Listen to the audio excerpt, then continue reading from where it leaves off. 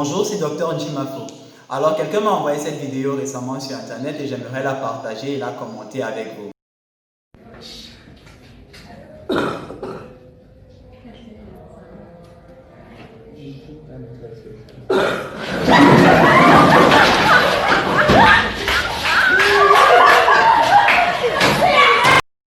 Alors, elle est faite pour amuser cette vidéo, mais elle traduit quand même la perception que les gens ont de la maladie. Et cette perception est liée en grande partie à la communication qui était faite en début de crise.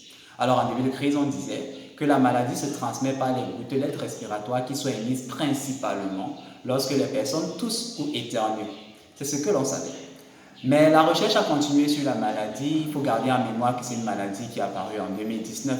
On cherche toujours, mais on sait maintenant deux choses fondamentales. La première, c'est que les gouttelettes respiratoires en question peuvent être émises par la parole.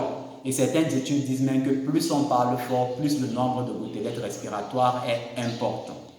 La deuxième chose fondamentale, c'est que l'on sait que des gens qui sont apparemment sains peuvent transmettre la maladie. C'est ce que l'on appelle transmission asymptomatique et présymptomatique. C'est-à-dire que des gens qui vont développer plus tard la maladie sont déjà contagieuses pendant la période d'incubation.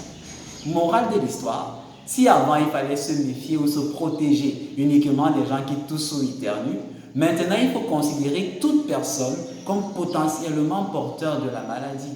Et c'est pour cela que maintenant, plus que jamais, nous devons tous respecter les mesures barrières, c'est-à-dire lavage des mains, respecter l'éloignement social et le port de masque dans l'espace public. À très bientôt, je l'espère.